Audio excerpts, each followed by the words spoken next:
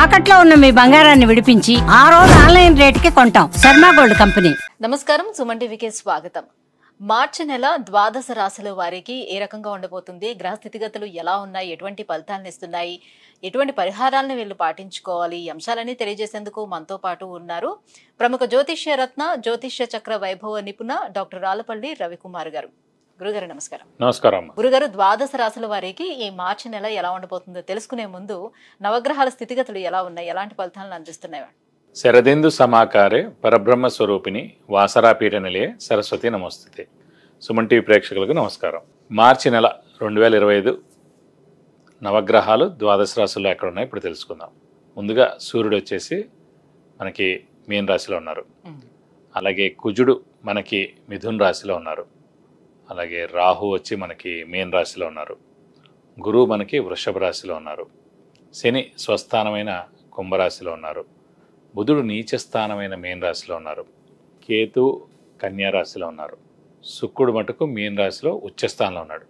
కాబట్టి ఒకటి స్వస్థానం శని, శుక్రుడేమో మనకి ఉచ్చస్థానంలో ఉన్నాడు మీనంలో. అలాగే నీచస్థానమైన మీనంలోనే బుధుడు కూడా ఉన్నాడు అన్నమాట. ఇవి నవగ్రహాలు ద్వాదశ రాశుల్లో మార్చి నెల అంతా ఈ స్థానాల్లో ఉంటాయి. గురుగారు, ఈ మార్చి నెల మరి మేషరాశి వారికి ఎలా ఉండబోతున్నాయి, వీళ్ళకి నవగ్రహాలు ఎలా అనుకూలిస్తున్నాయి? తప్పకుండా అమ్మా. మేషరాశి అనగానే మనకి ముందుగా అశ్విని 1, 2, 3, 4 పాదాలు, భరణి 1, 2, 3, 4 పాదాలు, కృత్తిక 1వ పాదం. ఈ నక్షత్రాల సమూహంతో మనకి మేషరాశిలోకి వస్తుంది. మనం ఇదివరకు కూడా చెప్పుకున్నాం, ఇప్పుడు చెప్పుకుంటాం. ఇంకా ఏప్రిల్ నుంచి ఈ మేషరాశి వాళ్ళకి ఏలినాటి శని కూడా ప్రారంభం అవుతుంది. కాబట్టి ఏంటంటే ఈ నెల్లాళ్ళు మటుకు అత్యద్భుతంగా ఉందనే చెప్పుకోవాలి మేషరాశి వారికి. తర్వాత మళ్ళీ మే నుంచి కూడా గురుబలం తగ్గుతుంది. కాబట్టి ఈ నెల్లాళ్ళు అంటే మనకి మే 15 దాకా మటుకు అసలు సమయం వేస్ట్ చేయకూడదు. ఈ లోపల మటుకు అంటే ఈ మార్చి నెల మటుకు ముఖ్యంగా చెప్పాలంటే మటుకు శ్రమ, కాలం, ధనం వ్యర్థం కాకుండా ఉంటుంది. అవసరానికి డబ్బులు సమకూరుతాయి. రావాల్సిన బాకీలు వసూలు అవుతాయి. ష్యూరిటీ, స్పెక్యులేషన్స్ కలిసి వస్తాయి. మధ్యవర్తిత్వం వహించవచ్చును. అలాగే ఆరోగ్య విషయంలో కూడా ఇంట్లో ఉన్న పెద్దవాళ్ళు, చిన్నపిల్లలు మీ ఆరోగ్యం కూడా చాలా బాగుంటుంది. ఉన్నత చదువు ఎవరైతే అనుకుంటారంటే ఇప్పుడు ఏదైనా సెట్స్ రాయడం కానివ్వండి, లేకపోతే ఎగ్జామ్స్ రాయడం కానివ్వండి, ఏదైనా సరే 10th అవ్వచ్చు, ఇంటర్మీడియట్ అవ్వచ్చు, ఏ ఎగ్జామ్స్ అయినా అవ్వచ్చు. సో వాళ్ళందరూ కూడా అంటే విద్యార్థులకు మటుకు సువర్ణ అవకాశం అని చెప్పుకోవచ్చు మార్చి నెల ముఖ్యంగా. సో 10th వాళ్ళు రాస్తున్నారు, ఇలాగ ఇంటర్మీడియట్ వాళ్ళు ఉంటారు, అలాగే ఎవరైనా సరే ఖచ్చితంగా రిజల్ట్స్ వచ్చే సమయానికి కూడా అవసరం లేదండి, మనం రాసే సమయం ఇంపార్టెంట్ అనమాట. సో ఈ సమయంలో మనకి ఇంకా మే 15 దాకా కూడా మనకి గురుబలం ఉంది మేషరాశి వాళ్ళకి. కాబట్టి ఈ లోపల మనకి ముఖ్యంగా అంటే ఎగ్జామ్స్ అయిపోతాయి, రిజల్ట్స్ కూడా వస్తాయి. కాబట్టి విద్యార్థులకు మటుకు సువర్ణ అవకాశం చెప్పుకోవచ్చు, పట్టిందల్లా బంగారం చెప్పుకోవచ్చు. అలాగే వ్యాపారస్తులకు కూడా కొత్త వ్యాపారం స్టార్ట్ చేయొచ్చు. అలాగే ముఖ్యంగా రన్నింగ్ ఏదైతే నడుస్తుందో ఇది కూడా అత్యద్భుతంగా ఉంటుందని చెప్పచ్చు. అలాగే వీరు క్రెడిట్ కూడా ఇచ్చినా కూడా ఏం నష్టపోరు. అలాగే అప్పులు ఏవైతే ఉన్నాయో అవన్నీ కూడా చాలా మటుకు తీర్చేందుకు అవకాశాలు కూడా ఎక్కువగా ఉన్నాయి మేషరాశి వారికి. అలాగే ఇంట్లో ఒక మంచి వస్తువు కూడా కొంటారు. అలాగే వాహనం కొనేందుకు కూడా అవకాశాలు చాలా ఎక్కువగా ఉన్నాయి. ఇది కాకుండా పాత స్నేహితులను కూడా కలుస్తారు. అలాగే గురుబలం పరిపూర్ణంగా ఉంది కాబట్టి తీర్థయాత్రలు చేస్తారు, గురువుని దర్శిస్తారు.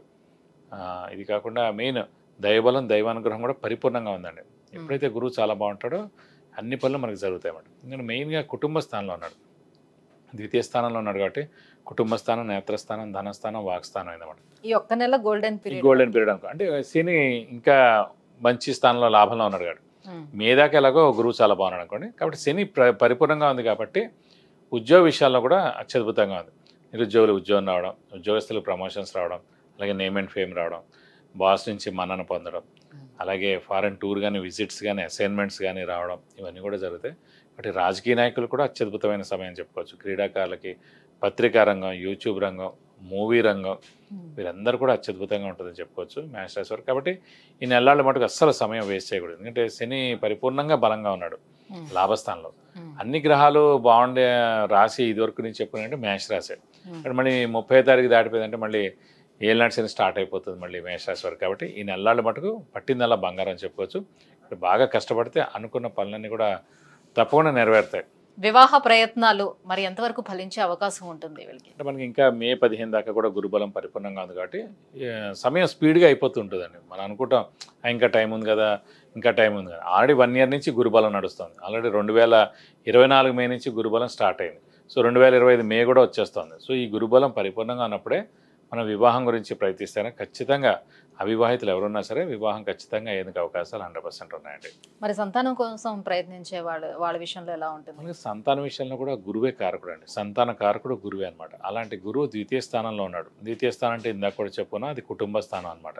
సో కుటుంబం ఏర్పడిందంటే తర్వాత సంతానం కలుగుతామండి. కాబట్టి సంతాన కారకుడే గురువయ్యి మనకి ద్వితీయ స్థానంలో అత్యద్భుతమైన స్థానంలో ఉన్నాడు కాబట్టి ఖచ్చితంగా సంతానం లేని వారికి సంతానం కలిగేందుకు అవకాశం ఉంది.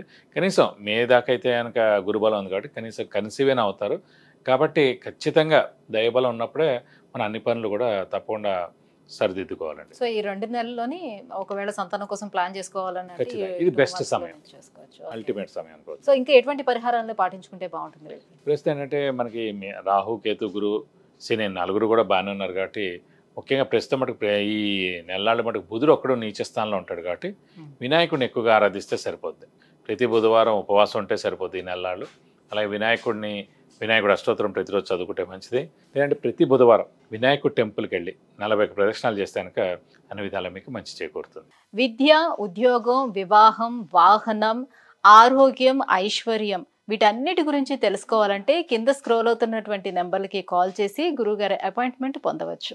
గురుగారు, మేషరాశి వారికి ఈ మార్చి నెల ఎలా ఉండబోతుంది? ఏ గ్రహాలు అనుకూలిస్తున్నాయి? ఎటువంటి పరిహారాలను పాటించుకోవాలి? ఈ విషయాన్ని తెలియజేసినందుకు ధన్యవాదాలండి. నమస్కారం.